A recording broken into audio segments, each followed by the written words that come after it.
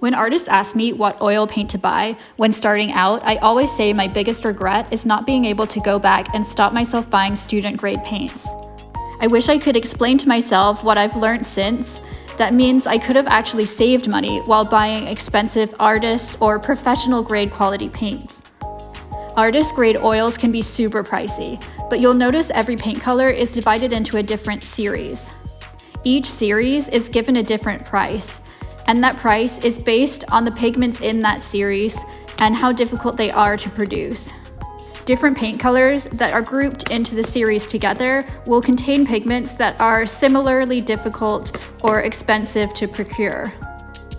An expensive pigment that's put in a high series isn't necessarily better, just more difficult to produce. And we have way more choice in pigments than ever, and there are great alternatives to popular expensive pigments like cadmium. I wanted to put together a list of colors that I'd go back and tell myself to buy after years of experience. These are the cheapest pigments possible, but don't compromise on a full range of color mixing. Obviously, there are a million different reasons why artists will pick a certain paint color beyond price, but removing those other factors, I thought if I could go back and advise myself on a certain palette of colors, I would, but since I can't, it might be useful information for other people who are putting together their palette and want to use the highest quality paint colors possible, but they don't have $1 million to spend on their palette. Though I want to be clear that you don't need expensive materials to make good art, and people have made amazing masterpieces using very minimal or cheap quality materials, but there is a difference between student quality and artist quality paints. And I really believe that you can actually save money in the long term by buying artist quality paints. The same amount of artist grade paint can actually go much further than the same amount of student grade paint. The reason is that they have less added ingredients and fillers. Good quality paint is just pigment and oil, which is why some folks choose to grind their own paint. Top quality, expensive brands like Old Holland are known for being so dense that they have to hand fill the tubes rather than pour the paint in. This means that they have a very high pigment to oil ratio, and so a tiny bit goes a long way and lasts a long time when combined with your oil medium. And this can make a very expensive tube of paint actually seem a lot more cost-effective when you think in terms of how much you get for your money. As a realist painter, I don't go through paint very quickly, and I still have a lot of the student-grade paint tubes, especially the really large ones that I bought years ago. I wish I spent more up front, as now I'm tempted to buy more paint even though the old tubes aren't finished. But as I advance in my career, I don't want to be using lesser quality products.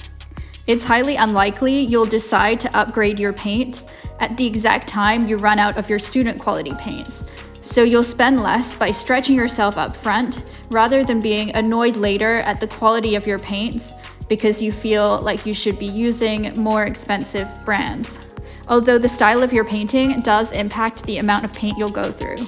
If you're a thick impasto artist or you paint bold abstract paintings, you're not going to be quite so concerned about buying student quality paints because your tubes just aren't going to last as long. Another way to save money using expensive paint is to use indirect painting techniques like glazing. This is how Renaissance painters saved money on expensive pigments. For example, in glazing, you can do an underpainting in monochrome using the cheapest fast-drying earth colors like burnt umber, and then add a final layer of thin color on top, meaning you do the majority of your modeling stages using cheaper paint, and save the more expensive pigments for thin layers on top to add color. Another way to save money whilst maintaining high-quality materials is just through savvy shopping, like making sure you check for sales at your local art store and buy expensive paints when they're reduced. You can also buy slightly used oil paint sets or tubes on sites like eBay being resold by other artists, or even trade with artists you know, especially if you're in art school.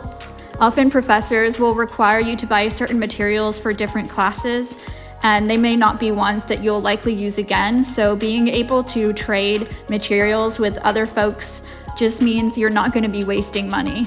We have more pigments available to us now than any artists in the past, and that makes us pretty lucky because, as I said before, each pigment is given a different price, so you can actually choose less expensive alternatives in high quality paints and not sacrifice on quality. Obviously, every pigment has its own characteristics, but I thought I'd put together a full high-key palette of colors that offer you the least expensive pigment alternatives available without losing out on quality or a full range of paint color mixing. So if I could go back, these are the colors I tell myself to buy in high quality artist paints as opposed to the full range of colors I bought as student quality paints. Essentially, these colors will allow you to spend the least possible without any sacrifice in quality. So for example, instead of something like cadmium lemon, if you're looking for a cool, bright yellow, choose Hansa Yellow Light, which is a slightly less expensive pigment. Or instead of cadmium red, use Naphthol Scarlet. As I list the colors, I'm also going to list the pigment codes, as the color names may differ between brands. But pigment codes are written on the back of the tube, so should tell you exactly which colors I'm talking about. I'll start by listing a high-key color palette. These colors tend to be from low to mid cost, but these are essentially the cheapest colors that you can get while still getting these high-key, bright, highly saturated pigments. I included a full palette so that you would be able to use all these colors together to really fill the color space and create a full spectrum of color mixes. So the first would be Hansa Yellow Light, or PY3, which is a bright, cool yellow, similar to cadmium lemon. Next is Hansa Yellow Medium, which is a much more warm, orangey, slightly deeper yellow, similar to cadmium yellow medium. And it's pigment PY74. Next we have a bright, warm, orangey scarlet red called Naphthol Scarlet, PR188. This color is somewhat similar to cadmium red, and it's a really beautiful, warm red. Next, we have a cool red, Quinacridone Magenta, or PR122. This is a really beautiful and light, fast, cool red. This is the closest modern paint color to primary magenta, so you can also use this color in a 3-color primary palette, where you can use Phthalo Blue and Hansa Yellow Medium as your yellow and cyan. If you can only afford 3 of these colors, those would be the 3 I suggest. As for a warm blue, ultramarine blue, or PB29, is very cost effective. Next we have Phthalo Blue, or PB15-2. Phthalo Blue is an incredibly powerful pigment. You'll notice when you use it on new brushes, they're immediately stained blue. Phthalo Blue green shade is slightly cooler, and red shade a little bit more neutral. Now there are a few extra colors I would add to stretch your color space a little further. The first of these being Phthalo Emerald, or PG36, and Dioxanine Violet, or PV23. Thankfully for artists, some of the most traditional and widely used earth colors are also the lowest cost. This is great for realist painters, especially those who are portraitists or landscape painters who try to stick to a more earthy color palette. Useful colors like Burnt Umber, PBR7, Raw Umber, PBR7, Venetian Red, PR101, Yellow Ochre, PY43, Ivory Black, PBK9, and Titanium Zinc White, PW6 and PW4, are all some of the lowest cost pigments you can buy. So if you are going to shell out on expensive oil paints, these colors are where you should start, especially white. If you can only afford one color in an artist quality paint, even though you'll go through white faster, it also makes up the majority of your mixes and will be combined into most of your painting. So it's a pretty good idea to start there when starting to transition to artist quality expensive brands.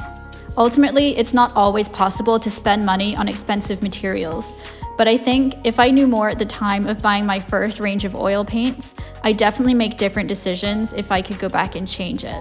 I know so much more now about different pigments, what their qualities are, what is the difference between student quality and artist quality paints, and how to think long-term about the paint colors you buy. Obviously, I can't go back and share my thoughts with myself, but I thought I'd share this info with other people in case this is useful to anyone else. I mean, we're all very different painters, and this really comes from my experience. In this video, I recommended specific colors that I would go back and purchase based primarily on price, but also from my own experience that those pigments and those colors are very effective. And within those colors, you should be able to put together a really effective palette that you can take with you as you grow as a painter for many years.